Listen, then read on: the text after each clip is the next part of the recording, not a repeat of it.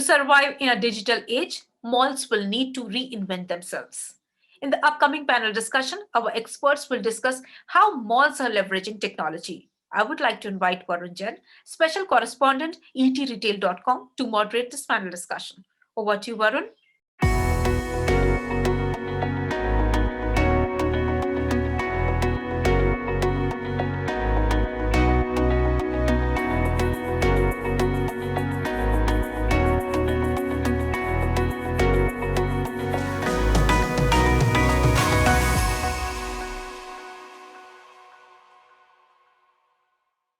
I'm Varun Jain and I welcome you all to another panel discussion of the second edition of ET Retail's Retail Tech Summit. The topic of this panel discussion is how malls are leveraging technology, where we are going to talk to some of the leading mall developers about the technologies they have introduced in their operations over the course of last 1 year and what has been the outcome of the same. We have a great mix of speakers and I'm sure the discussion will be enriching for our audience as well. Please join me in welcoming Pushpa Bector, Executive Director at DLF Retail, Pankaj Ranjan, COO and Joint Managing Director at Anarock Retail, Yogeshwar Sharma, Executive Director and CEO, Select Infrastructure, Gurbaneet Singh, CEO of Viviana Mall, and Tapan Acharya, Chief Revenue Officer at Urban Internet. Thank you everyone for joining us today for this panel discussion. Let me start the question by asking not about technology, but we'll set the context about what has been the situation for malls on the ground with second wave hitting. I'll start the discussion with Pushpa, and Pushpa would like to understand from you, where are we at this point of time? Well, before we start about where we are at this point of time, I would like to really dwell upon the fact that last year when the pandemic happened and we reopened the malls, I can say safely for all the grade A malls across that we all, really witnessed a great Q3 and a great Q4, where we ended with over 85% to 90% of sales as compared to pre-COVID levels. And we had ended the year quite strong, the financial year quite strong. Of course, when the pandemic, the second wave has hit us, it's hit us now around the 15th of April. And this time around, the difference is, of course, Varun, that it's been, there is fear in the air, and the fact that it's been a very severe second wave. And most of us, I'm sure, have stories to relate on people who have been impacted around us. And it's not been easy from a personal point of view or from a, an organizational point of view. So we as DLF have really rallied around our employees, and our thoughts and work has been towards the health and safety of the employees. And we've really, unfortunately, lost 2 of our colleagues in this pandemic, but we managed to save 75 of them, which is the more important data to put out there. And what we have seen is that with this sort of a scenario, we're looking at the malls reopening sometime mid-June is the broad sense one has. But well, that is for the governments to decide. But we in DLF operate in 3 state governments, which is Haryana, Delhi, as well as UP. So I'm sure there will be a difference to the opening time, but it'll be somewhere around 15th to 30th June is when the malls should start reopening. We do think that it will be, the consumer sentiment will be split into 2 forms. One is there is pent-up demand, because as you know, this time even online sales has been highly muted. There is pent-up demand. But on the other hand, there's also the fear factor. And the fear factor is present and real. So to us, the way we look at consumers coming back to the malls is highly aligned to the vaccination program of that particular city. If that city is well vaccinated, 18 and above, that's when the customers will find it confident to come right back. We are seeing this even internationally, when the US reopened, the past 2 weeks has been very good, provided the government itself said, okay, you can remove the mask, these are the terms, etc., etc. So our consumer sentiment is really dependent on the vaccination program and the government speak and the government confidence. That's overall what I can say. Right. And would like to take Yogeshwar's view as well on the situation on the ground for malls. Yogeshwar, you are running one of the biggest malls in Delhi. Very Not one of the biggest, but I mean, in South Delhi, we are doing well. So I completely agree with what Pushpa has already highlighted, most of the points. Um, there is a debate, clear debate among the team members whether the recovery will be fast because people have some experience, people are vaccinated, and people will come back quickly to the mall as compared to the last year. The second point of view is that no, every time this time every family got affected in some way or the other. I have not known even one family which is not affected by this pandemic, wave 2. So people will take some time to come back. But as a shopping center professional, I mean, I personally feel that recovery will be faster because I see it around myself that even in our housing societies or wherever we are, people have started moving out slowly, slowly. They are coming out. And in Delhi, especially when there's very little to do outside, there are no such places where you can go, and mall becomes a default choice. So I am very positive that the recovery will be fast. When I say fast, still it will take, I mean, couple of months to after the lockdown is open, couple of months to come back to the numbers which we were at last year. And last year also same sentiments. I mean, we did well in quarter 3 and quarter 4, and we were all debating internally that this time, April onwards, everything will be all fine. But suddenly, it came in such a big way, and all the plans for 21, 22 has gone again to into rethinking mode. And it will take again, I mean, the festive season always comes to our rescue. In last so many years we have seen, so starting from Raksha Bandhan, Janmashtami, end of July or beginning of August, and then wedding season, and slowly, slowly. So if there is no other surprises in the future, I think like July, August onwards, will be slowly recovering back. sure. And coming to Gurpreet, you agree with what Pushpa and Yogeshwar said, and what do you think would be the situation? Do you see malls coming back to operations, say by mid-June, July? Yeah, absolutely agree with Yogeshwar and Pushpa both. Although Mumbai is slightly different than what Delhi has seen, unfortunately, even in the first wave, if you see, we suffered the maximum.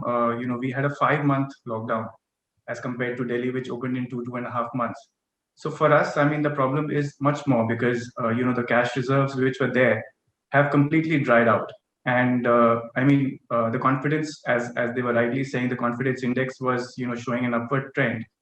And I mean, no one was expecting that we would see such an horrid time where the second wave has actually affected everybody. So yeah, I mean, it will take time again to get back to our own feet. But considering Mumbai, for us this lockdown is even more worse because the cash reserves are completely dried out. There has been no moratorium which has been offered by the banks as yet. So our payouts are fixed, and we are suffering much more than last time because it's in a very very very bad state. Pankaj, you have been watching this space so closely. You have been advising malls. What do you think about the situation, and what do you think when they're going to be back into the operations? So, Varun, one I do concur with Pushpa and Yogeshwar clearly on that is that particularly NCR and in some markets, we should see some soft openings or partial openings should start happening in sometime June. Retailers are quite optimistic, depending on categories, wherein they see that the demand which is pent up particularly will come back very soon.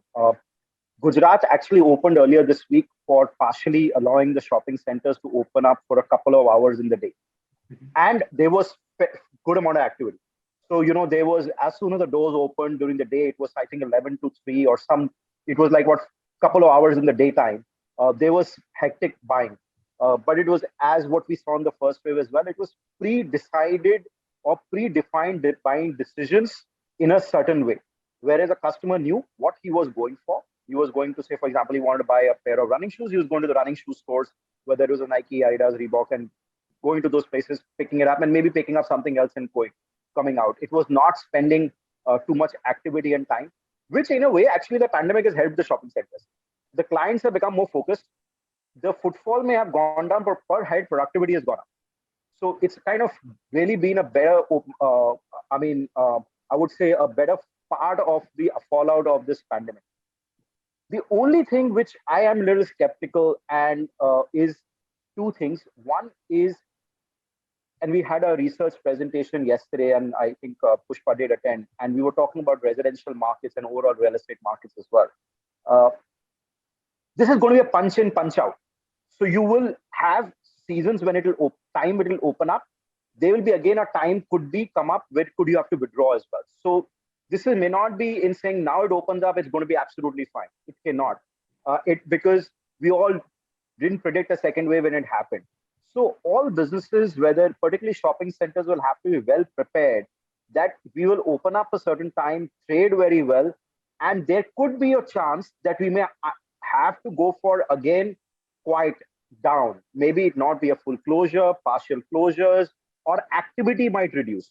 People may not come in as much as they may require to, because if there is maybe not another wave, but there could be some severity of some escalation in terms of cases, which will mindset-wise make the customer sit at home and avoid coming to perceptually a shopping center, or where there is more, I would say, less social distancing can be possible, or perceived as it may be that it may not want to go out of their houses as well.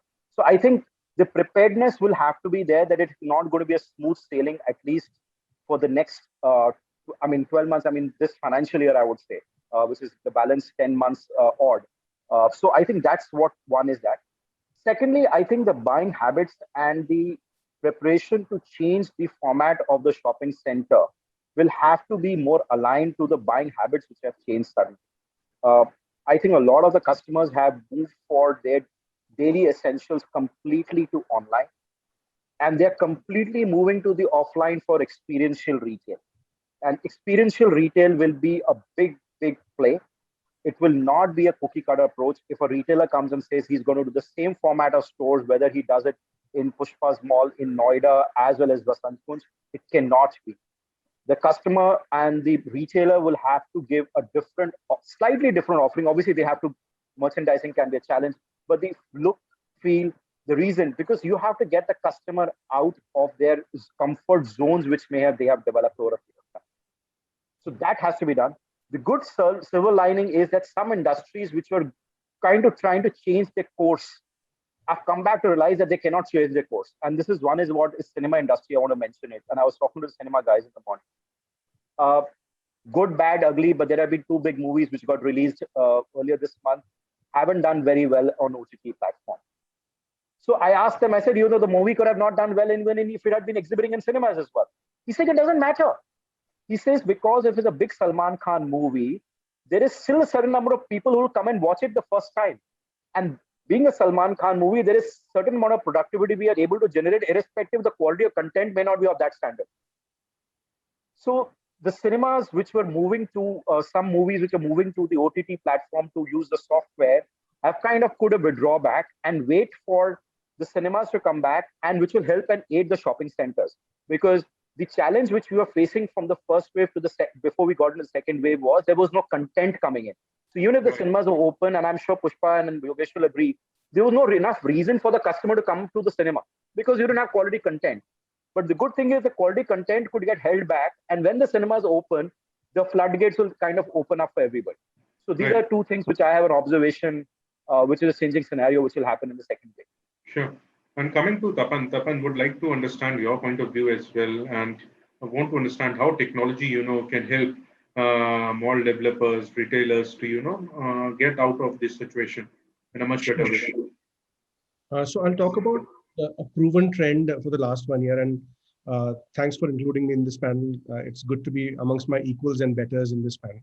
So what I've seen as a trend in the last 1 year is actually our traffic has grown 4 times, 5 times, and what we are typically into connecting the online and the offline together.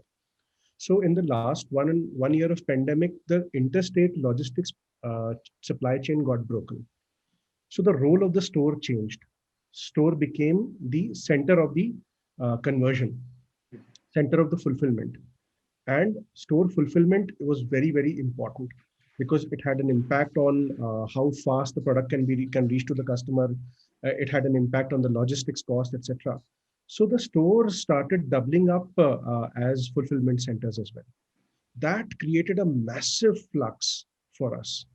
And customer journeys, like what Pankaj was talking about, buy online, but pick up in store. They also want to shop a store online first. They want to see an assortment. What's the assortment like?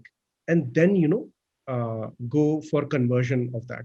So that is a big benefit, big thing, that trend that I have seen. And that has changed a lot for us. We have seen 4x kind of growth for store fulfillment aspect of it. So the role of the store is changing a lot. And same goes for the malls as well. Sure. And coming to Pushpa, as Pankaj said that, things are changing pretty fast and, you need to give customers different experience at store. No two stores can be same. What do you think? Are you prepared, or are mall developers in India are prepared for something like this to give different experience to consumers at all the different locations? Do we have a challenge at hand, or how do you look at it? It's an interesting question.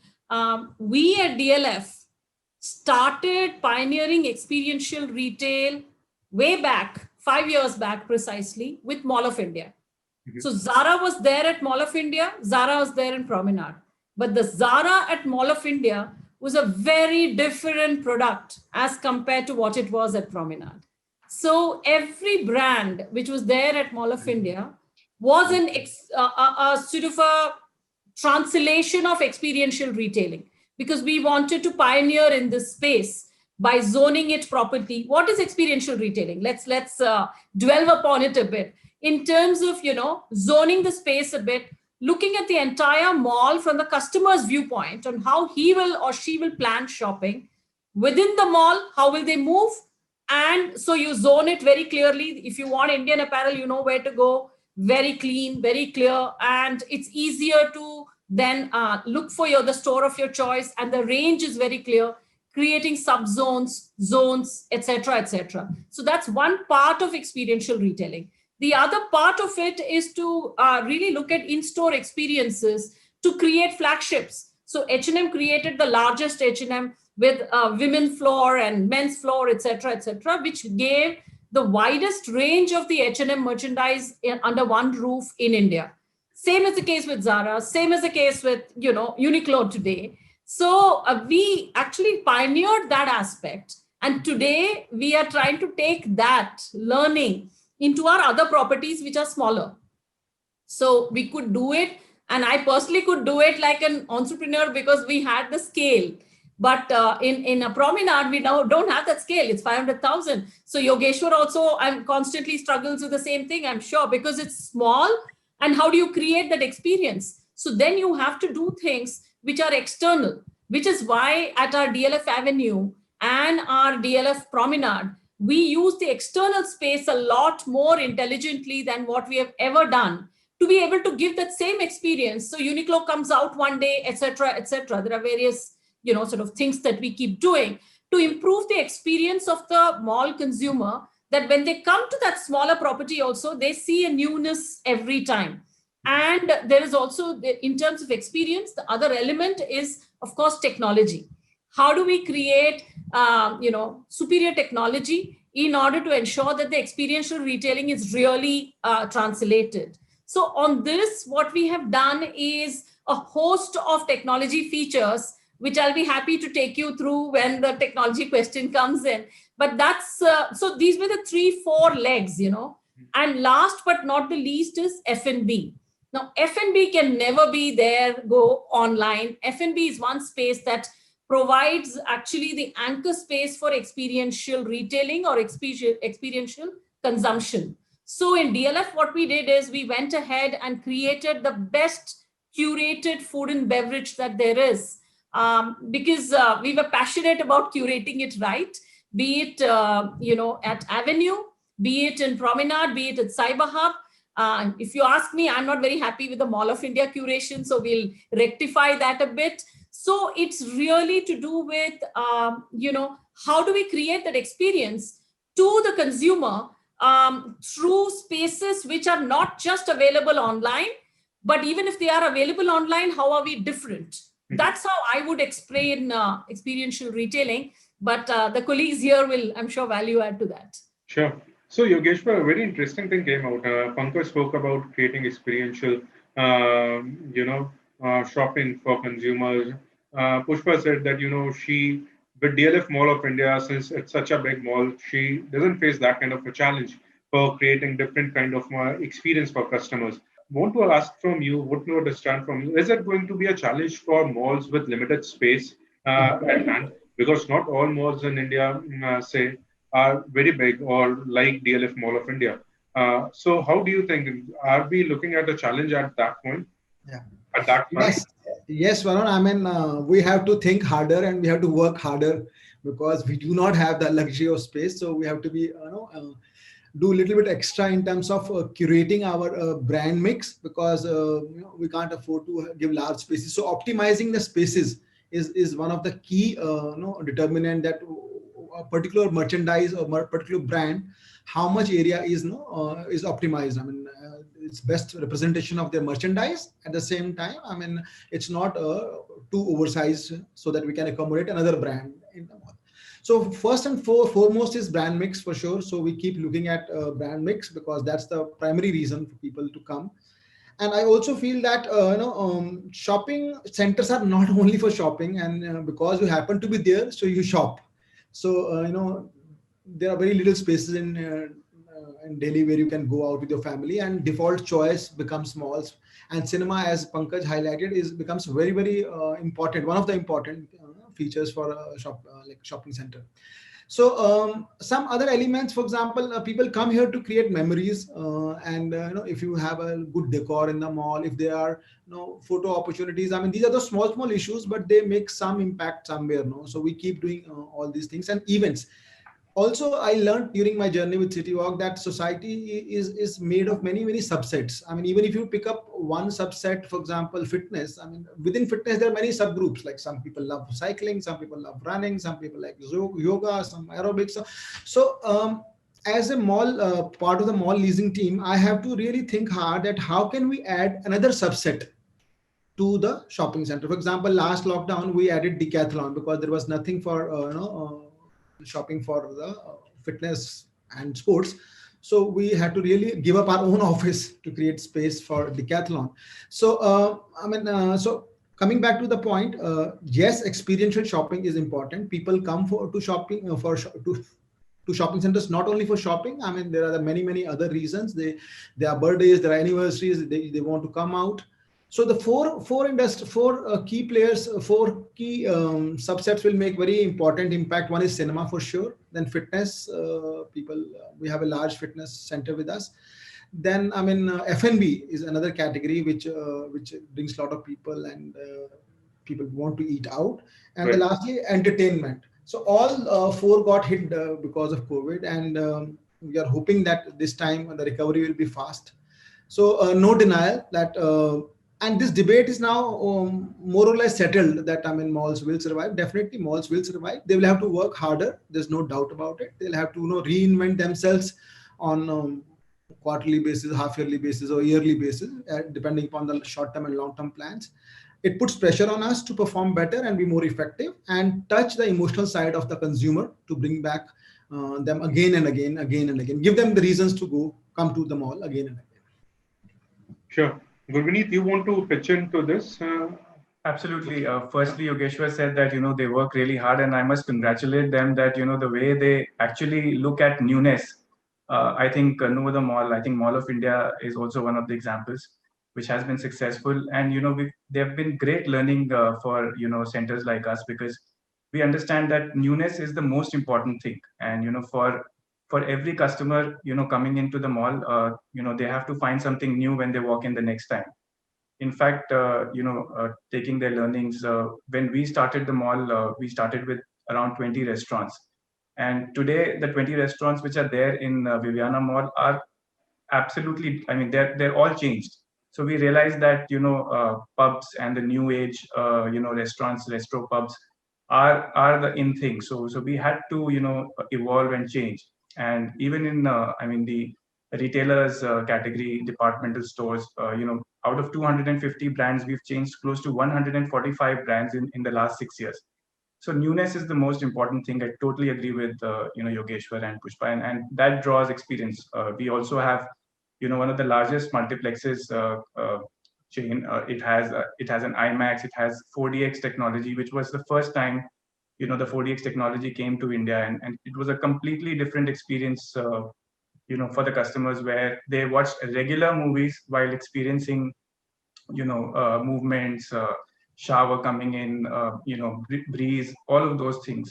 So for customers, so such things, we have concepts like, I mean, not our mall, but other malls concepts like, say, Kidzania, where they completely increase the territory or the catchment where they target, because such destinations become community centers for the entire city.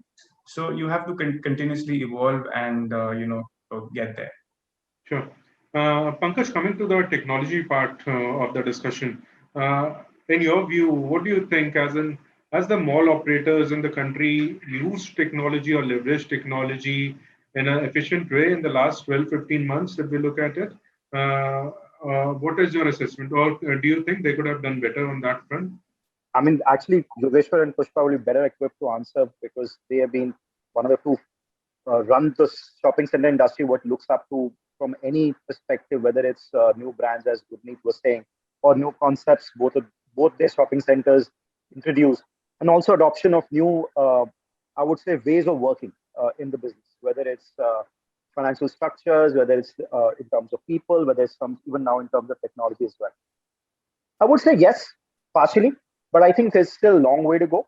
I think the journey from a pure brick and mortar business to a pure technology play. See, shopping centers cannot be pure technology business. Right. They're not meant to be technology. They are brick and mortar. They will continue to be brick and mortar. What you can do is you can use technology in areas which is one, either is to improve your own operations and make your business more efficient. So productivity can increase, profitability can increase, or it can reduce some costs where it can, there are better things available in terms of parking systems, intelligent parking systems, which can be introduced as well. The other side is also the technology can be utilized is to enhance the experience of the customer. Now, the enhancement of the experience of the customer, a lot of them have adopted. I know Pushpa had done an app which was where the customer's journey starts at home, and he doesn't need to come through the shopping center itself. And obviously, that platform can be evolved much more. I'm sure they have plans to do that as well. Select, I know, have done some things in the past as well. They've done, and they've been utilizing technology somewhere more on the back end in terms of improving operations and making it more efficient. I know because they run a very lean and an efficient team, and it cannot be done if they've not used technology. So if it is either you are manpower intensive or you can use technology. So you cannot be in between the two, or you can be the best of fit of those. But I think there's a lot more to be done. We are still seeing the world also evolving on the shopping center platforms in terms of technology. But what has to be done is a lot more is increasing the value on the customer experience, as well as the interface with the customer and or your own set of retailers as well. Unfortunately, and I'm being very transparent, and it's a public forum, integration with our retailers, because I have also run shopping centers in the past, in my past lore, and not very far, not too distant in the past as well. Integrating anything with our retailers, particularly in India, is so difficult to get them on a technology platform, because everybody wants to feel that you're trying to take away something from them and you'll utilize it. They're not so open yet to integrate with whether it's the mall owner or the developer or the operating company which is managing it, to make it an experience from the customer. It is still some ways being looked at as a landlord and a tenant relationship. So the technology piece on the front end will only become very big if the retailer and the land or the owner or the manager of the shopping center are able to interweave that technology platform. I'm giving you a very simple example. The most successful businesses, if you look at it in consumer-facing businesses, whether you look at American Express or Jet Airways at one point of time, may not be the best organization today, may not be existing, but at one point of time, they had the best customer reward loyalty program. Unfortunately, I mean, Yogeshwar will say, Pushpa will say, and Gurneet will all add in saying, listen, we all have loyalty program, but none of them have the best loyalty program, or somebody can stand up and say, listen, these guys have aced the loyalty program business in India in the shopping center. Nobody has done it. Even Phoenix has done. Everybody's trying to do it. The reason is one simple physical block is data sharing of the customer, and how do we connect with that customer together between the retailer and the manager or the shopping center. I'm not talking about owner, because most of the companies are getting professionalized and saying there is a depth. It may be owned by the same parent eventually, but the owner and management of the companies of the shopping center are becoming different today. Various reasons. So between the management as well as the retailer, there is very limited connect. We still are in the old system of rewarding customers by giving them vouchers. The world has moved to a digital, boss. How can you be still on compensating customers and saying, I'll give you vouchers? You know, the product, in my experience, and I don't know if Yogeshwar and Pushpa can add, my experience of running a shopping center was the vouchers which come as rewards to be given to from a retailer to given to the, gratifying the customer or the shopping center. Utilization is less than 10%. The reason is because the guy loses the voucher. Or when he needs the voucher, at that point in time, he cannot place it. Simple things. If you want to generate and use technology to the advantage of enhancing the business productivity, customer experience, you have to integrate both the partners. Till that integration is not going to happen. One side will continue to do what they're doing, the other side will continue to do what they're doing, but it is not going to work in a shopping center environment in a best possible way. So I think the biggest missing piece in this place is the marketplace is the customer gratification and reward and recognition program, which is could be a loyalty, could be any kind of a gratification program. And the biggest businesses are the only two. Either you create a strong brand and a product which is differentiating like a Coca-Cola, which is like a stands the test of time, or the other one which is latch onto the customer and make sure like an Apple or American Express, once you are hooked onto it, you will not get changed. It's very difficult to move you away. Right. Tapan, you want to come into this discussion? Actually, in my perspective, the customer journey map now is a combination of online and offline. The customer journey map, the experience, as per my understanding, in a mall which is in a metro, it is still an aspiration value for smaller cities, maybe in 150 to 200 kilometers radius. In the India today, there are about 770 million internet connections. In the latest e-commerce sales, more than 60% of products are delivered in tier 2, tier 3 towns. A lot of these new people who are on the internet they want to associate with the mall. They want to plan their entertainment, plan their visit. And a journey is a combination of online experience and offline experience. They plan their visit. They want to have a unified promo for all different brands possible in that mall. Maybe a combination of restauranting and a combination of buying. They want to also the nearby people see it as a quick fulfillment center, where how quickly they could get it from the mall. So the newer journeys are a combination of online and offline engagement. And like also Gurvineet has pointed out, for something like a Kidzania, the kids spend so much time online planning what all activities they want to do, which of them would be fun, they would earn more points, etc. And it's just a huge engagement value there. Also, it is very right what Pankaj has pointed out, that integration is a challenge. However, I believe that the people who are owning and running the mall, they are in a best situation to create a tribe out of all the people who are with them and have a very unified kind of a push into the market, which can become a fantastic value proposition for anywhere around, as well as to a lot many smaller town dependencies who are actually, the mall is an aspiration value for people to visit. They want to plan their visit. So I think so it's a great also a time to rethink retail and bring in an online engagement, bring in different models. And the role of the store, a combination of buy online, pick up in store, curbside pickup, or get into the mall. The essentials, you already made a bin, so you've bought it online, so you spend more time getting entertainment into the mall, more time exploring the newer areas of the mall. So it's a good time to rethink retail, and we are in a time where everybody, in my experience, is open to newer ideas, newer partnership, exploring newer models. So good amount of flexibility is there right now. So I think so it's a time to explore that. Sure. So my next question is for all the mall developers, Yogeshwar, Pushpa, Gurneet. So there are two school of thoughts here. Pankaj said that still landlord and tenant kind of a relationship, and it becomes a challenge to implement new technologies. Wherein Tapan is saying, it's best time to create a tribe out of your tenants. So I want to understand from all the three of you, as in what are your thoughts? Are we facing challenges in the implementation because of this gap, which Pankaj spoke about? Or how do you look at this situation? Are you facing challenges at your end? So any one of you can go ahead to begin with. So Varun, can I just interrupt before Pushpa goes on that? They might be politically correct because they are tenants for them. Right. Not really, Pankaj. Every time I listen to you, Pankaj, you inspire me to learn more. You give me a lot of complex every time. No? Your knowledge is so clear and and you highlight it so beautifully.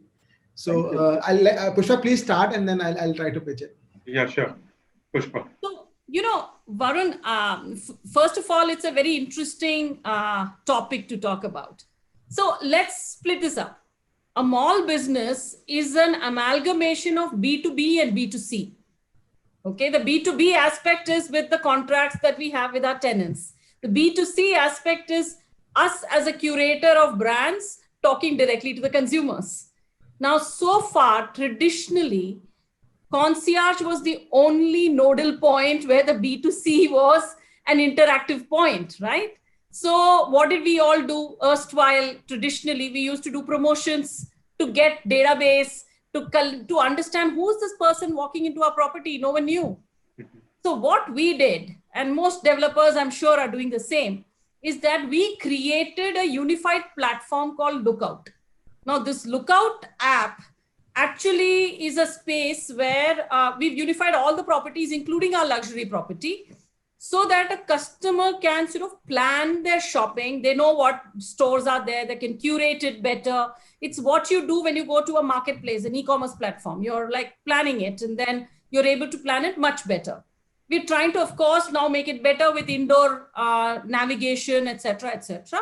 But planning is one aspect. The second is once the person uses Lookout, and we introduced during the pandemic a feature called Shop Safe. With the Shop Safe, what happened is that a customer had to integrate with Arogya Setu and the Shop Safe feature to enter the property. With that, we started understanding who are these customers who are coming into our property, but not all of them want to, use the Lookout app. So there are those constraints because customers are usually just looking at, entering the mall cannot be a deterrent. And this is a problem that all developers face, that they are first frisked 3 times by the time they enter the property. Everything in their handbag is like looked at, because that's the kind of world we live in. The second, now we want them to, download a new app. So it's going to be that much of a deterrent for the consumer till we solve that problem and make it seamless. So have we solved the problem fully? The answer is no. We are talking to people, but we have not solved that problem to make it seamless for a customer to start their journey at home and say, "Acha, Lookout app agar main kholu, to usme kya features hai that will make me want to open the app directly, involuntarily, instead of it being a push." And it should never be a push, and then it can never succeed. Now, the second aspect to this is, what do we do with how do we digitize in a property? We digitize, yes, through a loyalty program. I completely agree and endorse what Pankaj is saying in terms of these marketing vouchers. Marketing vouchers typically in malls have been used for promotions. But is that the best way to use it? No, it should be built into the loyalty program. And the only loyalty program that has done well so far in the country is actually the Shoppers Stop one. Those guys actually aced the loyalty program right from the beginning because they got the first mover advantage, and they took a certain category of consumers who were the middle class. And even they say very clearly, it's the middle class that are much into loyalty, and then they get, points which mean something to them. When it comes to loyalty program for the upper class, or the upper middle class who are really not so bothered about 10 reward points and what is it that they get, what's the value add that we can give. The value add and the proposition that we give should be so powerful that the person should be voluntarily saying, hey, you know, that seems cool. This is a value add I'm getting, so I'll go ahead and use it. So we have to now, I completely agree with Tapan that we have to now think out of the box and see what are those value adds that one can give. And here comes the question of Pankaj's. The value add that we can give is through the brands. The brands are a true value add, right? They are the 95% of our business. So the brands have to engage with mall loyalty program far more than what they are engaging today. It cannot be just a space for paying rent, get the consumer. Each one is insulated. No one is integrating. And if they don't integrate, all we are looking at is getting the sales data out of them through revenue share, but they are not using the unified power of the consumer coming in and shopping from 8 brands. They are not using that power. And that is I'm hoping that with this pandemic, the retailers also look a little beyond their small box and say, how do we unify and make it more powerful? So this is one big technology piece that we definitely should leverage. And we are trying to leverage through this, but the biggest hurdle in it, frankly, is the fact that we need the retailers to also enroll into the program in a very voluntary, happy way. Unless that is done, the customer is not going to voluntarily download the app. It is not going to happen. So that's one aspect. Now, the second aspect for technology for us is, of course, operational efficiency. We are doing a lot of things for operational efficiency. We are doing tons of features back-end for operational efficiency through operational dashboards so that the building management system is very clearly visible. We know the efficiency of the air conditioner or the electricity, et cetera, et cetera. Those elements of technology adoption has happened in good properties. It's an expensive one to do, but we have done it. But really the main technology leverage is leveraging the B2B and B2C and making it a unified platform. We haven't done that. And can only happen when the retailers come on board with us. Right. Yogeshwar. Yeah, hi. Yeah. So, I mean, I think as far as exploration is concerned, like we have done quite a bit of exploration on the technology front. A lot of activity. Productivity, I doubt. I mean, because there is not one tailor-made solution available for all. So everybody was struggling to patch in different modules of different technologies available. So first, I blamed ourselves that why we are unable to do it. But when I looked at very closely to what is happening around us, it's not only like a city walk issue. It is an industry issue in a way, or a consumer behavior also is playing a very, very important role. And not to bring down anyone else, but when I saw we may be short of capital, maybe we may be short of talent and idea in a limited sphere here. But when you talk about Dubai Mall or a Westfield Mall or big players internationally, they also have not been able to do e-commerce or not integrate the mall and the online business in a good way. Then even if you look around in the country itself, you see the big mall players which have international roots. For example, Brookfield, for example, or VR malls. They have very good examples from overseas where the mall industry is way ahead from India. So they even could not bring in some practices which we could at least copy, or get inspired from. So they were also in the similar boat. Then we looked around even the departmental stores. Mall is also in a way a larger department. So if you look at Shopper Stop or Lifestyle, they also did a lot of work to go online, but it did not work well for them. It's not significant pie for them in any way. Then even you look deeper, even retailers like Aditya Birla Group or Arvind Brands, they had the full control from production to merchandise to brands to online ability. Still, the amount of sales they did online was not enough. It was very, very minuscule as compared to their overall business. So this forced me to think that there could be something different. So if we zero down the problem, the essentials required for brick and mortar or mall business are basically catchment and a proper size and a catchment. Second, the tenant mix, and third is the mall management. These are the key factors which influence a mall and which makes a mall good or bad. But when you look at the online business people or the social commerce people, there are three things which are totally different from what we have. I mean, they have the first and foremost ever evolving technology. Even I, as a mall, we can also have a website. But for us, it's a project and we create a website. But when you look at the online business, this is ever evolving on hourly basis. This website looks different to different people. I mean, for a man, it will be different. For this age group, it will be different. So it's ever evolving IT requirements. Whereas as a mall developer, we do not have that skill of technology with us in-house. And we can't be dependent on somebody else. Second thing which is required is the ability to carry losses. You see online people, I mean, how much losses they are carrying and for long. And related to that is the patient capital. They have patient capital, which can still keep on pumping money for years, and then not only years, now decades, they are putting money, still not being able to break even. Whereas all these three are not available with the developers. I mean, we have limited capital, we have identified catchment. So the skill set required. So these are two different businesses. So one team cannot do the other, and other team cannot do this one. So this is the crux of the problem. Now, what is the solution? So we also, I mean, not only looked at the problems, we tried to also look at some of the solutions. Yeah. And we divide the problem into 4 parts. First part is like convenience.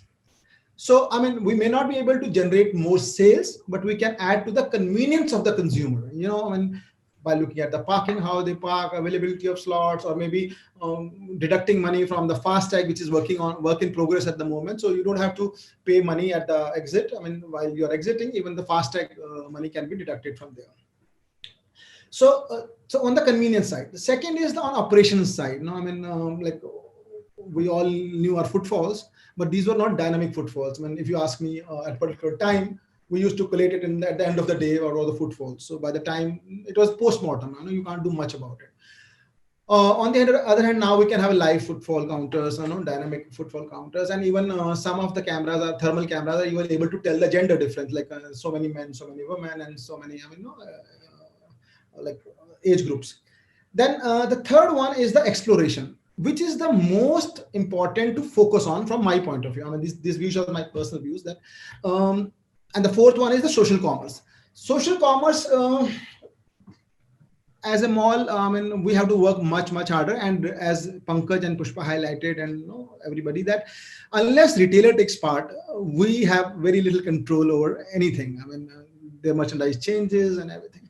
And last 5-7 years, what has happened that retailers got a new channel to sell online. So they somewhere felt that we were like malls are not the only channel. So they were enjoying the benefits having another channel, which were picking up their inventory and maybe second season sale and discount. So they were liquidating their stocks with the money, immediate money. But now they also realize, I mean, in our conversations, nobody admits it openly, but I mean, they cannot, live without malls also. Malls also play a very, very important, significant role when it comes to shopping. So the fourth option is the exploration, that how much we can, when we are sitting at home, or how can we connect a brick and mortar with online, not going fully online, not staying only brick and mortar. So where, like we started last lockdown, we started this, how to do personal shopping. Helping people to select on sitting at home, or we have a dedicated team here which helps that whatever you want to buy in a particular budget or a particular occasion, you can really get what you want.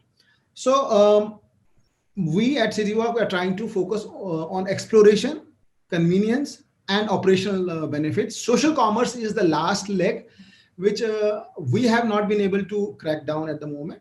We have looked at some models, but I think we'll have to work harder, and retailers' confidence or retailers' permission or collaboration is more important. And lastly, I agree with Pankaj that loyalty programs have been really a challenge, because what do you give in return as a loyal customer? No, you can at the best give parking free if you are not dependent on the retailer. So retailers' contribution is very, very important. And now retailers are also beginning to understand that now whatever we are taking from them in case of any vouchers or in case of any freebies or any promotional offers, mall cannot have a news story every day, but each retailer in the mall has a news story every week. For example, somebody launches a new merchandise, a new color change, or international collection, or some shoe launch. So mall's role is to highlight that story of the retailer to a bigger audience. Right. Another program, point which comes into conflict of loyalty program is that each retailer has its own loyalty program. Now, on top of adding another loyalty program, so a retailer will only push his loyalty program. Why would he push a mall's loyalty program? Because his store manager is more concerned about his own loyalty program.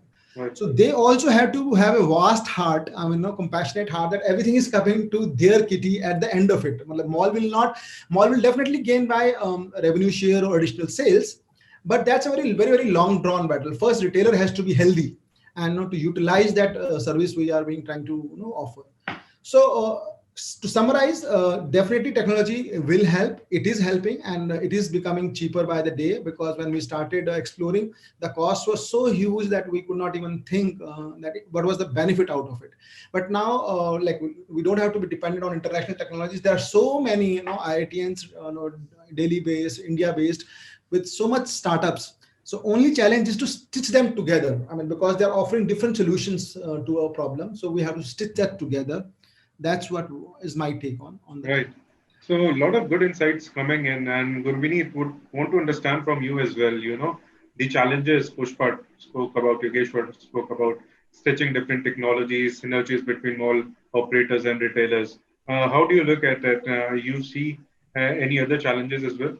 Yogeshwar, you want to say something? Yeah, Gurvineet, before you go ahead, I need your permission to say, we are very good at exploration, but like Pushpa and DLF team, they are very good at executing. So, we were only thinking, and they launched this Lookout app, and it's a very wonderful app. It is taking some time for consumer to understand and retailer to understand. So, one thing is exploring and one thing is executing. So, both have to marry sometime. Great. Gurvineet, go ahead. Sure. Yeah. So, Gurvineet.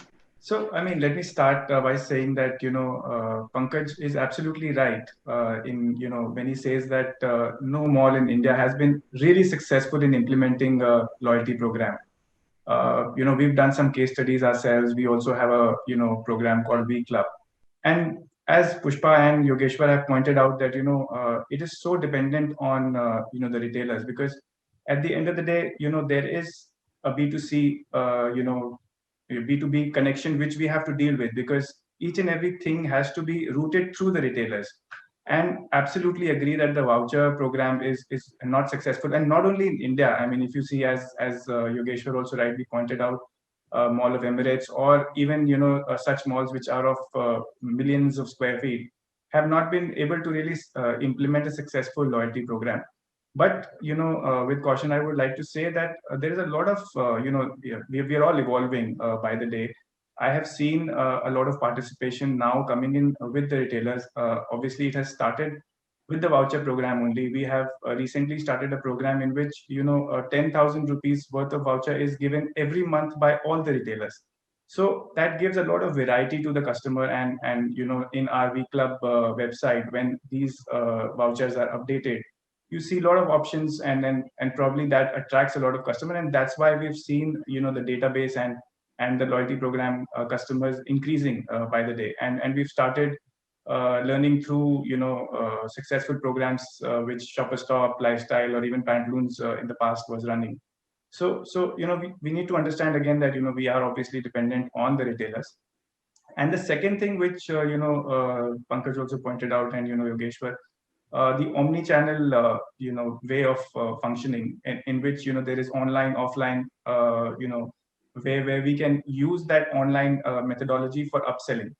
But again, you can't be competing against the e-commerce giants. So we need to understand that you will have to cater to probably a localized environment where you can have your own advantages. So in the past, we've been working with an agency, and again we have a case study also where we've understood it from other malls who have implemented it partially.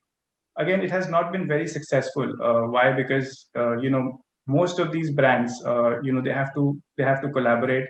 And each and every category, each and every option has to be uploaded on the mall's loyalty program website, or a separate website if so, if you want to create an omni-channel methodology.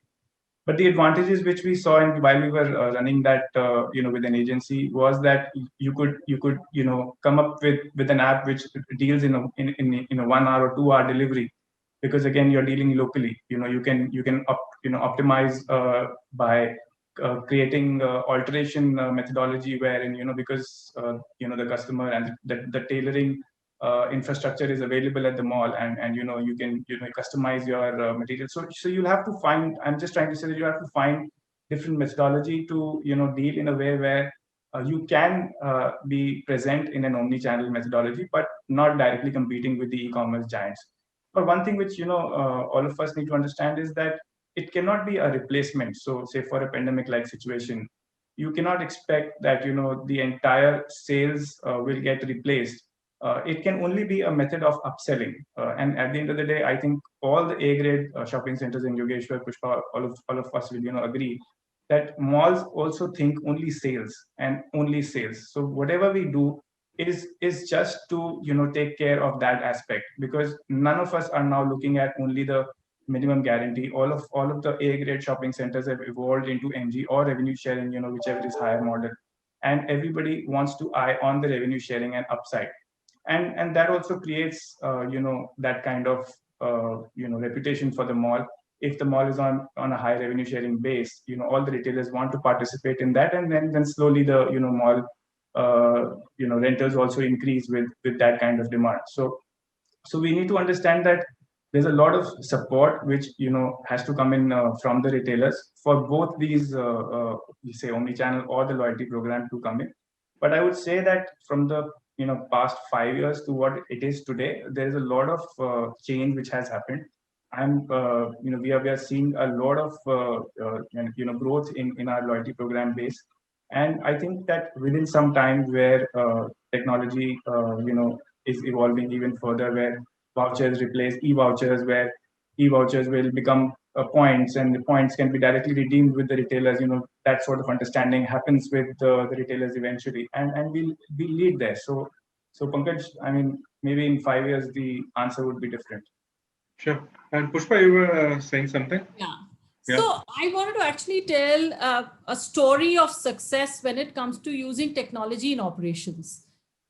In India, the biggest issue that we are sitting in Delhi, the biggest issue is pollution, right? So when a customer comes in, they wanted to understand, and in Delhi, we face a real issue of very high pollution during the winter months. So what we did is we actually went into digitizing this. First of all, we purified the air inside the property and digitized it and communicated the PM levels on a live dashboard at all our properties. Now that is use of technology for the right reasons, because I totally agree with everyone here.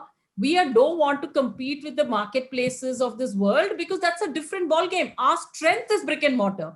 So one would rather use technology to enhance the brick and mortar experience. So what we did is we had in Mall of India, for example, we had this huge unipoles for a whole, during the winter seasons. I had given blanket instructions that we should just communicate the PM levels that is outside air and inside air.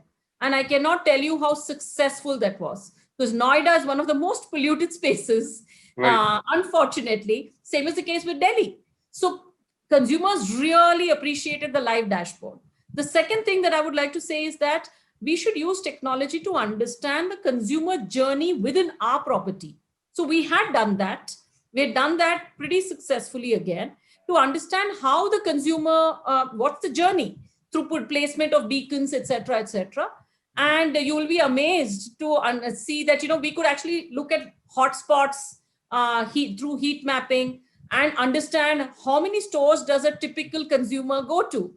And be it a large mall or a small mall, the answer is the consumer gets very, very tired after 7 stores. That's it. It's their journey is the 7th store is the last store in a small or a large property. So we get very good insights through these kind of consumer journeys, which can be digitized.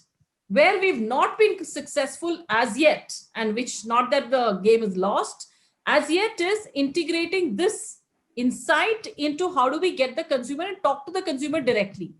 So that can only happen through a very, very good digitized loyalty program, which hopefully, like Tapan and everyone feel that the retailers will also, their mindset will change now post the pandemic. They will realize that the brick and mortar is A and online is B, and it should be intersected somewhere in terms of a loyalty program. They have different teams, within their own. Aditya Birla has got a separate e-commerce team, and it's got a separate brick and mortar team. They also have to think in how do they integrate it more successfully, because actually it will be in their benefit. The moment there is a powerful loyalty program for a mall, the sales will go up, their own sales will go up, right? So Right. I think they would also think differently now when they're seeing. So technology is of course important, but I think we've started grounds up, which is operations and upwards. Pushpa, if I may add, Yeah. And out of sheer numbers, I have seen an omni-channel P&L move from 3% to 5% to 25% to 30% of the overall P&L. And actually, marketplaces, Amazon, Myntra, Flipkart, they are your partners. They are not competition. Millions of orders in the last 1 year I have fulfilled, which are bought from a marketplace, but fulfilled from a store in a mall or fulfilled from a store anywhere in the city. Now, these are millions of orders. These eventually work out and hit the MGs so that they don't feel the pain of paying the MGs to the mall, or they have a certain percentage, which they, whatever is bought online and fulfilled from that store, they pay that percentage. So still in a percentage deal, it's beneficial for you, for all the mall folks as well. And millions of orders which are bought on marketplaces or online are fulfilled from stores. The store people actually save a huge amount of logistics cost. Any logistics cost, interstate logistics, is 120 to 150 rupees. A same city kind of a logistics could be 30 rupees to 50 rupees for them. So they save a lot. Also, in the past, online buying was old stock merchandise, OSM. No more, it's just OSM. It is NSM, because people are buying online because they don't have time to step out, but they want to fulfill a need.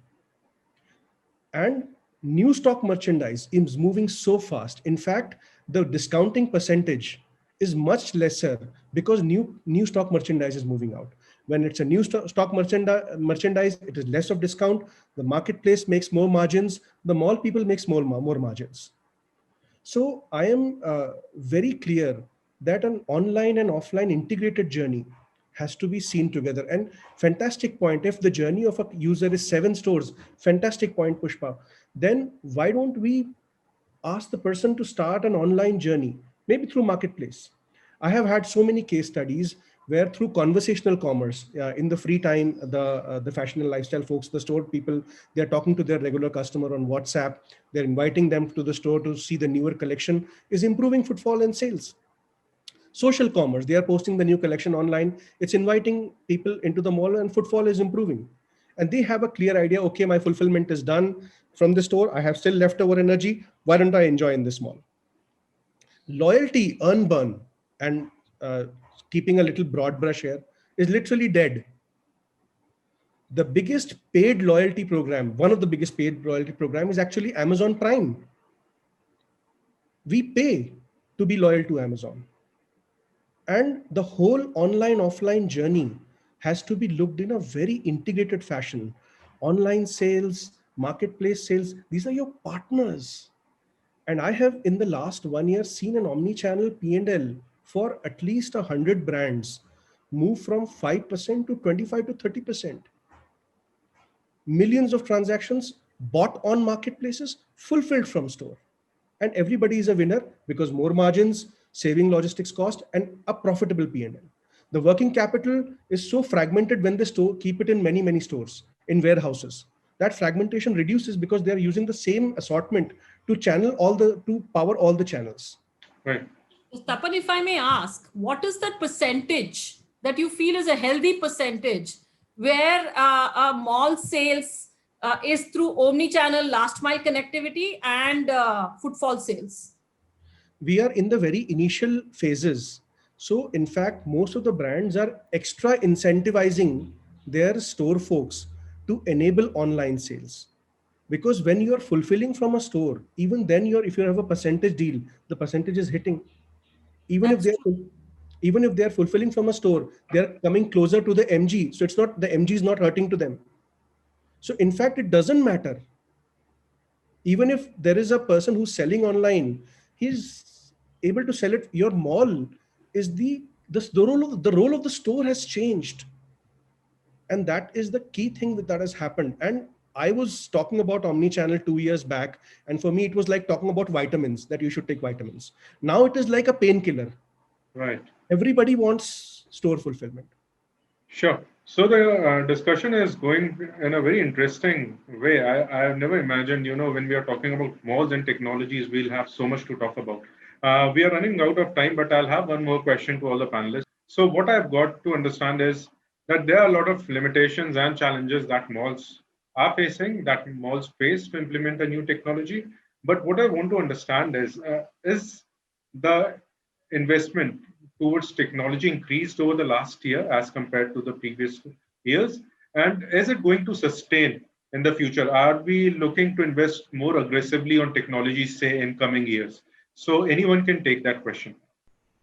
So the whole aspect of cloud, where it is a pay by use model, whatever orders have landed, you only pay for those models, those orders, etc. The whole cloud thing, that has become like switch on, switch off of an electricity usage. And that has brought the tech cost down, hugely down. Also, if you see, there are ubiquitous platforms. They themselves have kind of, 800,000 kind of customers on their platform. So their overall cost is much down. So I think now is tech from aspect is very, very inexpensive. So that is one point I want to cover. Second is the process transformation and training. There is some cost which is if the store person can fulfill the same as a warehouse person, actually the brand's warehouse cost goes down. So they end up saving the cost. And third is the logistics cost. So in these all three aspects, I see it is a cost saving. And the fourth part is targeted marketing. And Pushpa brought it, many people also brought it, the way they're able to target. In India, there are 50% of population is below 25 years of age. 65% of population is below 35 years of age. That is where the propensity to consume is the highest. And these people are online. So the targeting improves, the marketing ROI improves. So all these factors add up fantastically to the cost, and it's much better profitable deal. Sure. Yeah. Yogeshwar. So Tapan, I mean, your response is acceptable once we know the problem and the solution. Then it's paper use, it's very fine. But when we have to, I mean, till now, we have to really work hard with the startups to make them understand what we need. And then a huge time and energy is invested in that, bringing up to a solution, and then sustaining that, because people move on and they have built it on through their hands. So there is no one solution available off the shelf. That's the challenge I am facing at the moment. So what we have to really work with the smaller teams and then put them together. So definitely, to answer Varun, yes, we intend to spend more on digital initiatives or technology related initiatives, though last year's profits and this year's profit don't seem to allow us that. But these are investments, these are not costs. I mean, eventually they will bring results, and we cannot, lag behind the industry. So we have to continue to. So definitely, we are redoing our budgets, and before this second wave came, we had cut some additional money from our management for the digital initiatives or the technology transformations, and which very, very happily I have to say that management has not cut down on those costs for sure. They feel that this is the need of the hour. So we'll keep experimenting till the time we find a one solution. Great. Yogeshwar, I'll be very happy to assist you with the tech part totally. And in India, if you see from a tech standpoint, in 3 years back, India had one unicorn. Unicorn is a $1 billion valuation. Right now in India, there are 42 unicorns. These Yeah. companies are mostly cloud-based. They are serving to the world. And the total cost of ownership, because आपको खुद का server नहीं चलाना, एक maintenance करने के लिए बंदा नहीं रखना, फिजिकल सिक्योरिटी रखने की कोई जरूरत नहीं है, and it's a switch on and switch off button. So that's helping a lot. Happy to assist you anytime. Tapan, I will definitely connect with you, because I mean there are like a lot of as a brick and mortar people, we have always have trust issues. I mean, our data should be with us and it can't go out, and our retail, though everybody has everybody information, but still we like to protect that. So I'll definitely connect with you. Sure, Sure. happy to assist you. So Pankaj, coming to you, what is your assessment? Do you think mall developers in India will continue to invest, or after this situation that we are in and more dependence on technology is going ahead, they'll increase the investment in the technology front in coming years, even when we come to a normal world? I would say selectively. One, Varun, this is my gut feel, and this is where my statistics of our organization share and tell us as well, that one, the shopping center industry, the well-placed shopping centers, let me put it correctly as well. The well-placed shopping centers are, I can't put exact timeline to it, but are going to hit a bull run very soon. They're going to hit a big bull run. And I think all the three guys who represent on the screen, not that because they are here and they're industry colleagues and I want them to make them feel happy, and I have a logic for it as well, is Yogeshwar, Pushpa, and Gurmeet. They three of them are all well placed for that bull run. The reason is two. One, there is less competition. There are not too many malls coming up. So, buddy, you are the only ones who can make the most of it. Make money. Secondly, I think the pandemic is only going to help people go out and spend more, because they're saying, boss, I've been saving. Nothing has happened. One virus can kill me. Might as well go and enjoy life. Thirdly, I think all the good quality shopping centers have evolved from where they were. So whether it is investing in technology, whether it's experiential customer experience, like Pushpa said, the Lookout app, whether it's about communicating and being vociferous and telling them, listen, there is pollution outside. Look at here inside. I'm actually working hard to make your experience really pleasurable while you're inside. Whether Yogeshwar going out and selling, listen, I'm happy to give my office up and get in I would say perceptually, Select was always a premium shopping center. And I would say Decathlon is not a premium retailer. To get in a value retailer, but it's a sports retailer, I need him for my customer. Or Gurmeet going and saying, I remember when he going in front and at that time having a big brewery outside and people, talking about it and saying, why would you put the most prime space, road facing, giving it a microbrewery? So, it's all of them have taken that journey. I think they are never going to be shy about investing. The caveat is going to be twofold. Is the reward going to be there to invest in that or not? Because whether it is a one shopping center owned shopping mall company, or is going to be multiple, we've already seen consolidation in the industry. So there are lesser and lesser one mall mall owner companies, and there are many more platforms. So the cost of amortization, if I adopt any good technology investment, whether it is say Phoenix or a Nexus or a VR or any one of the others will do, they can amortize it over a larger platform, or a DLF can do today is all a larger platform, which is going to help. But the thing is, the reward of getting justified results is going to depend on the fact that will technology solve the problem? Can it be an enabler them for doing better? See, shopping centers are going to evolve. The model of a shopping center is going to be brick and mortar, but these are going to be not sales touch points anymore. These are going to be customer experience points anymore. Sales may not happen for that brand there, but he will be able to experience, the customer will be able to experience the the customer or the product and the brand appreciation, and go buy anywhere in the world on wherever it might be on omnichannel X, which X store or Y store or the others. It's going to be experience. So the retailers are going to look at each footprint of a shopping center store as an experience touch point. So technology will play a lot as long as the mall owner is able to get justified returns for investing in this.